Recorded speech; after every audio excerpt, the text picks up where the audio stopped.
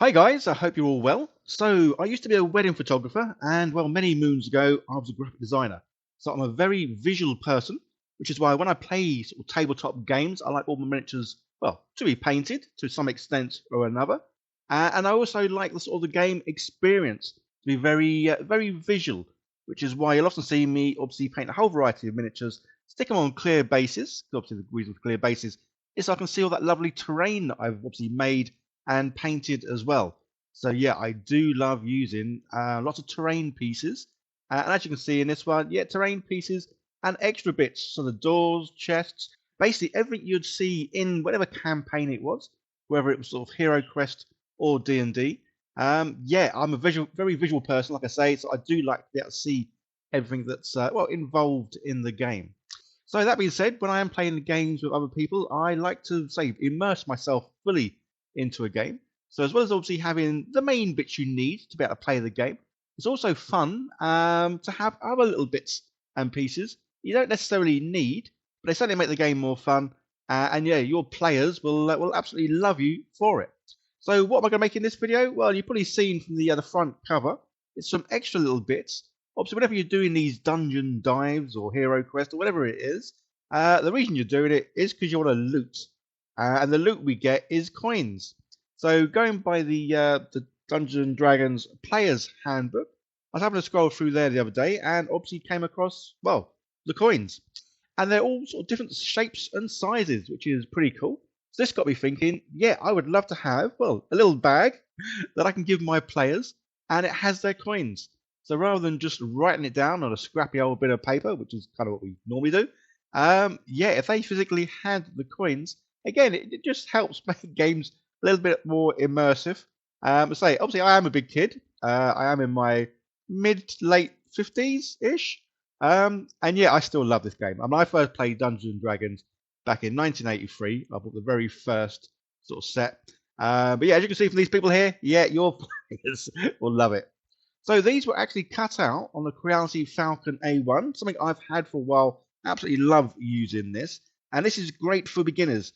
There's no setup; it really is plug and play, straight out of the box. And obviously, we know that's kind of what I like. It's got a 10 watts laser in it. It's compact, so fits in small spaces. You'll see in a minute where I've got mine. It's got auto recognition as well of all the Falcon selected materials, so it automatically knows what sort of size and speed to cut out. Got a large build area of 381 by 305 millimeters. And yeah, it's got the extraction fan, eye protection, emergency stop button, all that good stuff. But as you can see here, yeah, I've got mine in a small shelf. And this is what I love the fact it does have this front door. So I can't quite get to the top one in this case, but the front one, yeah, pop it open, pop your bit of wood in, and away it goes. So there's two ways you can have this set. You can have it set so it starts from one point all the time, or you can just physically move the laser engraver to where you want it to start, which is just awesome. So this thing does have a camera. Unfortunately, because I've now moved it somewhere new, I don't have a long lead to reach it. So the first pass, as always, it does a little trace out of the line it's going to cut out or laser engrave, which is awesome because obviously then you can make sure that you have moved your piece of wood to the correct place. So this bit of footage is speeded up. So this thing, it can go pretty quick. And obviously you do several passes and all the rest. But yeah, so this is speeded up, guys. So yeah, so stick around because I will obviously show you how I made the actual files to be able to make all the coins. So I say I've made all the coins for the D&D game. So that's the gold, silver, copper, electrum, and platinum. I've cut them all out, obviously using the Falcon A1 here. Again, guys, there's links down below to everything I'm using, and if I can try and put the links to the files that I've made, it's called G codes. So I've made the G codes up to be able to cut out these D&D coins. I just need to try and work out where I can put the file. It'll probably be over my Patreon page for sure, but if I can put it somewhere anywhere else where it's free, so you guys can just sort of grab it, then I will. I'm just not too sure where to do that.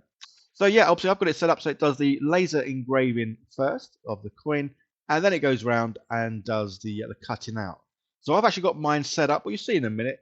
So it's on a lower power, so it does several passes.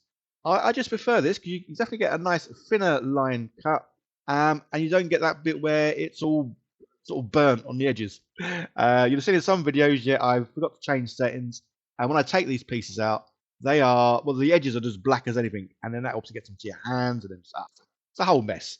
So yeah, doing several passes to get a nice clean cut without the burning, and it'll probably prolong the life of the laser. I say I've been using this a lot recently. Yeah, I've been mad with it. So as you can see, yeah, there's several layers there. So the old, is it a wolf? You can see his lines have been cut out nicely, and there's a couple of depths in the actual sort of the coin. Again, guys, stick around. I will show you exactly how I've done all that. So obviously, I don't want just one coin because I want to be able to give these out to my players. And typically, when I play D&D, there's at least 4 of us, sometimes 5. But yeah, 4 or 5 is a good number. So with these, because obviously I've only used 3mm MDF, yeah, I'm going to stick 2 together. So obviously I could have got thicker MDF and laser engraved on one side, turned it over, laser engraved on the other. Obviously you need to make sure you do align everything nicely. But yeah, in this case, because it's only 3mm MDF, the reason 3mm, I bought loads of this. As I say, guys, MDF is cheap, especially if you buy it in bulk. So I think it's about 40 A3 sheets. And I think it works out about 60p a sheet, maybe less. Yeah, I'd need to check that. I know it's not much, especially when I'm doing like terrain pieces. And in fact, you can get a lot out of an A3 sheet. So good old Colourforge, yeah, using their primer. But obviously it makes sense to prime it in the colours, well, that I want it. So rather than priming it in white and then having to go over and paint everything, yeah, I've primed it using their metallic colours. Links down below as well, guys, to the Colourforge stuff. I've been using their primers now for, 2-3 years. Absolutely love it. So as you can see, obviously it goes on really well on wood, which is great. And obviously it goes on very well with miniatures. So yeah, love how these come out. I love the fact that some of these coins have got a variety of depths to them, which is pretty cool. As I just love how that comes out. But some of the coins, especially this one, obviously it's meant to be more copper. Unfortunately, I don't have a copper primer. So if I did, then yeah, I would have used it. So there are a few little coins I am going to paint. So again, obviously, if you're making this with the silver ones, I'm sure the silver, electrum, and platinum, they're not exactly the same kind of like silver color. So you could go over and change, well, the colors of those. So how I made this, obviously, I took a picture of the coins from the D&D book, took that into Photoshop, separated each coin out, and then it was as simple as basically sort of tracing round the image. So as you can see, I've got all the coins here, got them in little folders just to make it easier, because then when I transfer this to the software to laser engrave, I've got each layer. So by layer, what I mean is, so this one, obviously, there's the coin as it is, obviously from the D&D book, but I'll then split it into layers. So one of the layers is going to be the actual wolf itself and just the sort of the lines. So as you can see here, there's a line of layers, and then the other 2 layers are, well, they're the cutouts for basically everything in black, guys, is what's going to be laser engraved. So it is just a case of, say, the top layer is just literally a few little lines. These are done by hand, which is why they're a bit wibbly wobbly. I don't have a pen or stylus or anything fancy. So this is going to be the next layer that's cut. I think they cut down, or they've etched or burned down about 1 to 2 millimeters. And then this is the final one. So again, these were kind of like copied from obviously the original coin. And then the last layer is obviously to cut the coin out. So again, just tracing over the image that I took into Photoshop. And yeah, so then it's just a case of doing that with all the coins. So say, if there is somewhere where I can save these G codes, I will. By all means, let me know down below if there's anywhere I can sort of save them so you guys can get them for free. Otherwise, these will just be over on my my Patreon page, he says optimistically. I'm sure I have stuck stuff over there, but I will be putting these. So yeah, so that's the copper coin, or even the gold one. Then it's a case of doing the same for the others. So some of the others, they only have a few layers because they don't have like different recesses. So I think it was just the gold coin and the electrum one. The electrum one, again, that's got a few extra layers into it. So I've got these files. I then saved each layer as a PNG and then took them all into the Falcon design space. So this is free online software, which is awesome because it's free.